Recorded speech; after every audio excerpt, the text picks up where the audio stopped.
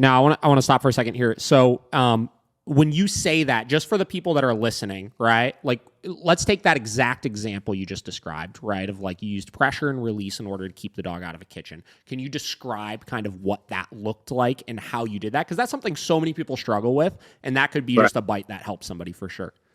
Okay, so for me, it's all in your body, like your body contact. Like, so you can't be afraid to take their space. Sure. Okay. Now you have to understand how dogs take each other's space. It's not a rude thing. Yep. They're not asses about it. But my bulldog will come and sit on my one dog's head and just make it comfortable to be there. Yeah. She's not popping him or whatever, kicking him. She's just saying, like, I want this spot and I have more determination than you. Yeah, that's a great way of putting it. Yeah. It's up and moves. Now, for me, it's the same type of thing. So if this dog is coming to the doorway, I'm going to start coming to the doorway too. So he's like coming and I start coming. He stops and I stop. Mm-hmm. I don't keep pushing that. But when he comes, we're going to find that middle ground. Mm-hmm. And I have to make sure that my eyes, my shoulders, my feet, everything are facing the dog. Mm-hmm. Like, because there's so much body language that people are missing when they're like, stop doing that. Mm-hmm. And it's like, your body's looking that way. Yeah. What, your dog's not listening to what's coming out of your mouth. They never will. Yeah. I mean, obviously you can teach them, but you know what I mean.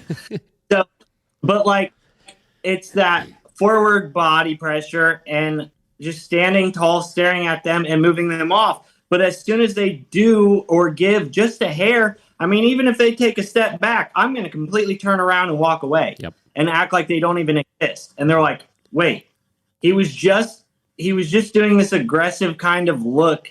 And it's not even aggressive. It's just kind of saying like, hey, I need you to back off. Because dogs, when they're, feeling a little uncomfortable, whatever, they're going to tell you to back off. They're going to be looking at you and they're going to be like, hey, man, I need some space. And so for me, instead of telling a dog no, claiming it, like saying this kitchen is mine, you're not allowed to come in here. And like I said, there's no leash, you're not pushing the dog, you're not kicking the dog, you're not kneeing the dog. Yeah. There's nothing, eye contact and forward walking. Yeah. That's it. Mm-hmm. And it's everyone who trains with pressure and release understands that it's not the pressure doing the teaching, it's the release of pressure that's teaching the dog. Yep. It's the reinforcement. Yep.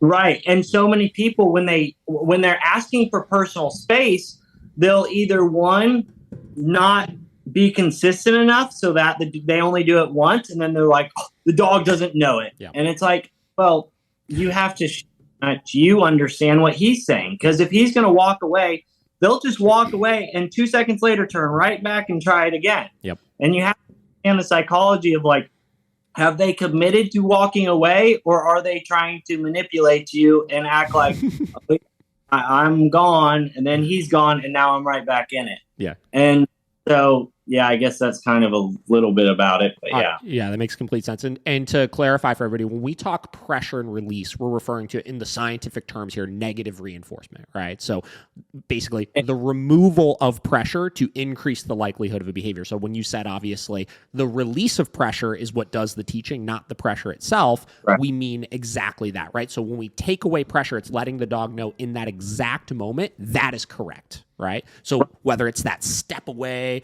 or whether it's them getting onto a surface or whatever it may be. And yeah, like people don't realize like how powerful spatial pressure is. And getting back to the conversation of tools, right? Like training tools, prong collars, e-collars, whatever, chains, this, that, transitional leashes, right? The tool should always be an extension of what we're already doing, right? So understanding these concepts of whether it's, how we back a dog away on the walk or back them up onto a place bed or get them out of the kitchen or any of those types of things. Yes, there are some dogs that invasion of space is not going to be quite motivating enough where you could amplify that then with the use of a tool if you need to. But if your timing is good enough, I mean, so many dogs are responsive to that, getting to like the Caesar-y way of saying it, that calm, assertive energy of claiming space, right?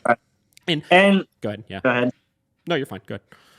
So like on that, like the thing about the pressure and release is like, there's a girl on TikTok named Ranch Rumors, and she does a lot of horse training. Sure. And she horse-free horse training. And a lot of horse trainers laugh at her. Sure. But she rides her horses bareback downtown to freaking Starbucks. These cowboys could not do that with their horses.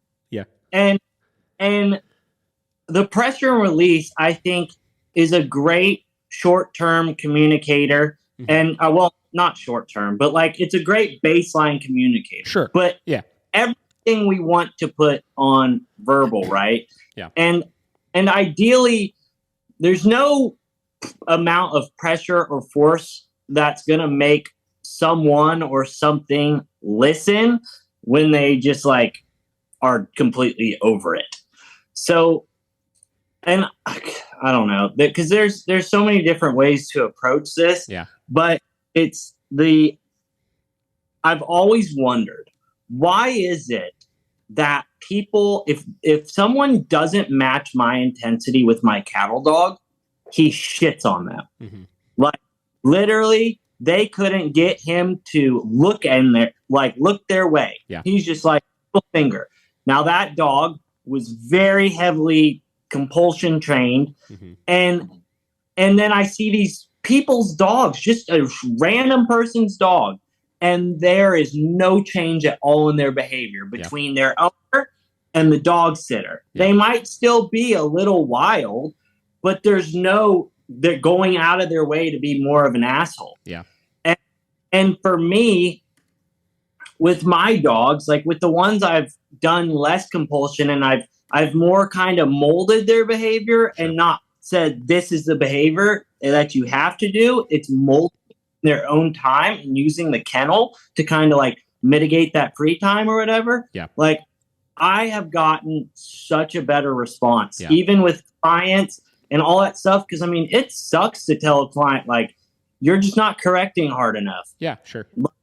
You gotta add more. And the owner's like, I don't want to add more. Sure. Like, and I get that. Like, I'm not like, I understand when there's pressure and when you need to up your ante. Yeah. But for the most part, animals became domesticated because we made life easy. And the thing is, if we're not making them think at all throughout the day, like even, I think you mentioned it earlier, like not jumping on the furniture, not coming up and begging for attention, not dropping toys in our lap, not running to the food bowl saying, hey, it's food time. Like, and like all that stuff, I feel like if you allow all that crap and then still correct your dog, your relationship is always going to suck because you can't try to take control of one aspect of their life and then let them run rampant in the rest